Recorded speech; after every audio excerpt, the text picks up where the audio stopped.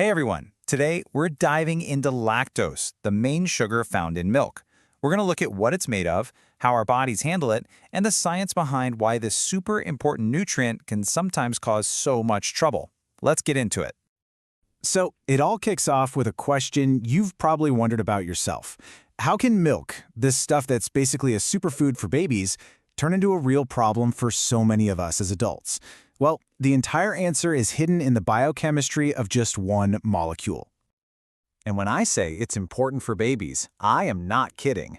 For infants, lactose can make up a whopping 40% of their total calorie intake.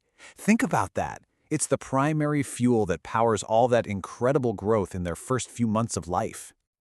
All right, so to really get a handle on why it's so crucial, we've got to start with the basics, its design. In this first section, let's take a look at the molecular blueprint of lactose and see exactly how it's put together. At its very core, lactose is what we biochemists call a disaccharide. Now that might sound complicated, but the prefix di just means two. So it's not one simple sugar, it's a bigger molecule built from two smaller, simpler sugar units that are chemically joined together.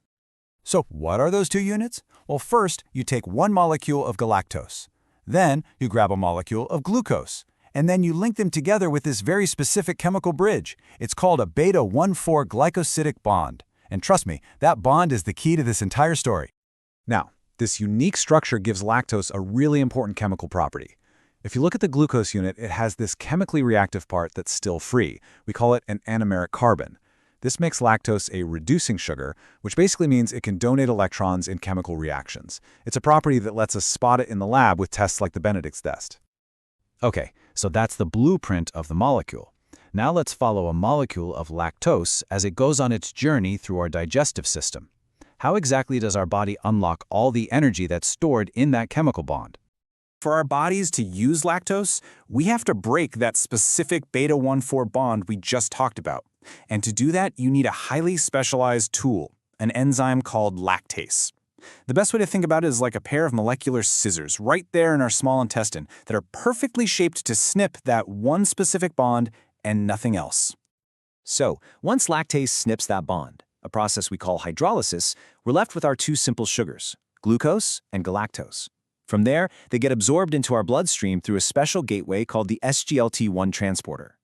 The glucose is ready to be used for energy right away. The galactose, on the other hand, takes a quick trip to the liver, where it gets converted into, you guessed it, more glucose, which is our body's favorite fuel. That all sounds pretty efficient, right? But what happens when those molecular scissors, that lactase enzyme, are missing, or you just don't have enough of them? Well, this brings us to the most common problem people have with milk sugar. You can think of lactose as having two possible fates inside your gut. In a system with plenty of lactase, it gets broken down and absorbed in the small intestine, no problem. But for someone who is lactose intolerant, that lactose molecule sails right through the small intestine untouched and arrives in the large intestine, or colon, completely intact. And this is where all the trouble starts. See, the colon is packed with gut bacteria, and for them, this undigested lactose is an absolute feast.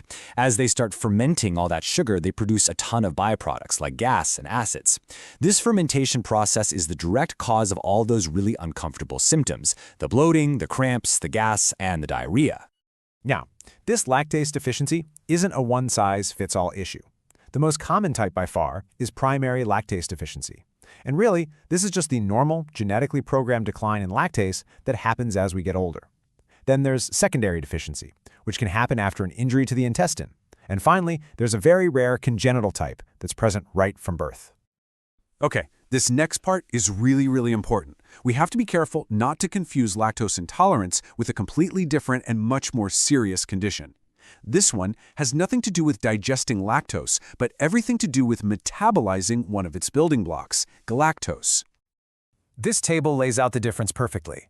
Lactose intolerance, on the one hand, is a digestion problem that happens in the intestine. It's uncomfortable, but not life-threatening. Classical galactosemia, on the other hand, is a metabolism problem that affects the whole body. It's caused by a missing enzyme called GALT, and as you can see, the severity is in a completely different league. So in galactosemia, the body simply cannot process the galactose that comes from lactose. This leads to a toxic buildup of a substance called galactose 1-phosphate. For a newborn, this is a medical emergency. It causes severe liver damage, cataracts in the eyes, and a failure to grow. This is exactly why newborns are screened for it right after birth. Okay, so we've seen what happens when things go right and when they go very wrong. But let's wrap this up by looking at the bigger picture of lactose. It turns out its job goes way beyond just being a simple source of energy. For starters, that galactose half of the molecule, it's a critical building block for things like the myelin sheath that insulates our nerves, which makes it absolutely essential for brain development. Lactose also helps our bodies absorb minerals like calcium more effectively. And its usefulness doesn't even stop there. It's a workhorse in microbiology labs and is even used to make pharmaceutical pills. I know that was a ton of biochemistry, so to help you remember all the key takeaways, here's a simple little mnemonic. Just remember, lactose equals galactose plus glucose, linked by a beta-1,4 bond.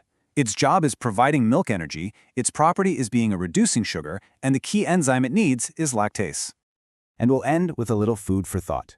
When you consider that most mammals, and actually a majority of humans, naturally stop making lactase after they grow up, it makes you wonder, is the ability to digest milk as an adult some kind of recent evolutionary superpower?